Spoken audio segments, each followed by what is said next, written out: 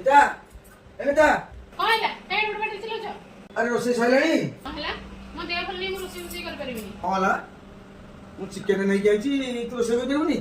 କଣ ହେଲା? ମୁଁ ତ ଚିକେନ ଖାଉନି। ତମେ ତମର ଆଣିଛ, ତମେ ତମର କରିକି ଖାଅ। ମୋ ପାଇଁ ତମେ ପନିର ଛତୁ ଆଣିଛ କି? ଆରେ ପନିର ଛତୁ ନହେଲେ ମୁଁ ଆଣିଛି ଛୁଇଁ ଅମୃତଭଣ୍ଡା ଆଉ କଲରା ଆଣିଛି, କଲରା ଭଜା ଖାଇବ। ଆଉ ପନିର ଛତୁ କଣ ଦାମିକିଆ ଗୁଡାକ ମୁଁ ଏଗୁଡା ଆଣିନି। ହଉ ତମେ ଆଣିଛ ଚିକେନ, ତମେ ତମର ରୋଷେଇ କରିକି ଖାଅ ରେ ବାବା। ମତେ କିଛି କୁହନି, ମୋ ଦେହ ଭଲ ନାହିଁ, ମୁଁ ଚାଲି ଶୋଇବ। ହେଲା ଶୁଣେ ଶୁଣେ ମତେ ବି କରିବାକୁ ପଡିବ। ହେଲେ ଝିଅ ଚାଲୁ ରସୁଣ ଆଉ ପିଆଜ ଆଣିଲୁ, ଆଉ ଆମେ କରିକି ଖାଇଦେବା। ଆଉ ମାନା ଗୋଟେ ଧମକ ଦଉଛୁ ସବୁବେଳେ, ଯେତେବେଳେ ପଚାରିଲେ ସେ କହୁଛି ମୁଁ ରୋଷେଇ କରିପାରିବିନି, ନିଜେ ଆଇଁଷ ଖାଉନି, ଆମକୁ ଖୁଆଇ ଦଉନି ଶାନ୍ତିରେ। ଚାଲ କରେଇ ତାତିଲା, ବର୍ତ୍ତମାନ ସୋରିଷ ତେଲ ପକେଇବୁ ହେଲା। ଇଏ 100 ଗ୍ରାମ ଅଧା ପକେଇଦବା। ବର୍ତ୍ତମାନ ତେଲ ଗରମ ହେଲା, ପିଆଜଟା ଚିନି ଟିକେ ପକେଇଦବା, କାହିଁକି ମନେ ନଥିଲା। ବର୍ତ୍ତମାନ ଚିନି ଟିକେ ପଡ଼ିଲା, ବର୍ତ୍ତମାନ ପିଆଜ ପକେଇବା। ତ କ'ଣ ଆମକୁ ଜଣା ନାହିଁ ନା କ'ଣ? ବର୍ତ୍ତମାନ ପିଆଜ ଟିକେ ତେଲ ପଡ଼ିଲା, ଦେଖିଥିବ ପିଆଜ ଲାଲ ହେଲା। ଅଦା ରସୁଣ ଛିଟା ହେଲା, ଅଦା ରସୁଣ ଛିଟା ପକେଇଲି, ନ ଲାଗିଯିବ। ବର୍ତ୍ତମାନ ଲୁଣ ହଳଦୀ ଟିକେ ପକେଇବା,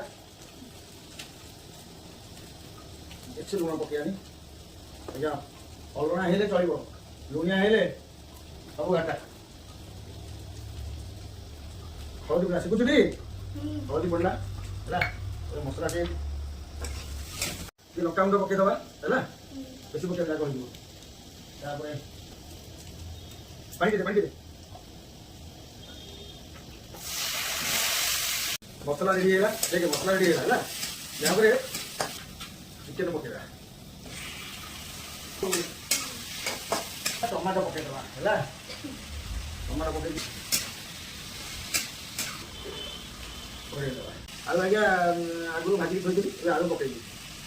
ଆଜି ଦେଖନ୍ତୁ ସୁଶାନ୍ତ ଭାଇ ଚିକେନ କରିବି ହେଲା, ପାଟିରୁ ଛାଡ଼ିବନି। ଦେଖନ୍ତୁ ସୁଶାନ୍ତ ଭାଇ ଚିକେନ କରିବି। ପୁରୁଷ ଲୋକ ଆମେ ଆଜ୍ଞା, ସବୁ ଜଣା। ଆରେ ସମୟ ଟିକେ ଅଭାବ। ଆଉ ସ୍ତ୍ରୀ ଲୋକମାନେ ଆମକୁ ଜଣାଉଛନ୍ତି କରିବୁନି କ'ଣ ହେଲା, ଏବେ କରିଦିନି ଆଉ ନାହିଁ। ଗରମ ମସଲା ପକେଇବା ହେଲା,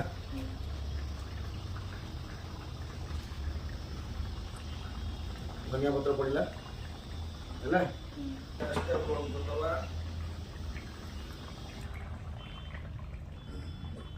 ଘୋଡ଼େଇ ଦେବା।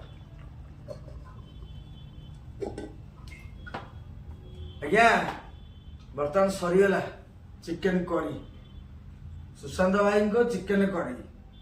କ'ଣ ଆପଣଙ୍କ ଆଡ଼େ ବାସ୍ନା ଯାଉଛି ତ? ଯଦି ବାସ୍ନା ଯାଉଛି ତାହେଲେ କମେଣ୍ଟ ମାଧ୍ୟମରେ ଟିକେ ଜଣେଇବେ। ରହୁଛି ଆଜ୍ଞା, ଆମ ଭୋକ ଲାଗିଲାଣି, ଚାଲିଲୁ ବାପ ଝିଅ ଖାଇବାକୁ। ରହୁଛି, ଦେଖା ହବ ସନ୍ଧ୍ୟାବେଳେ।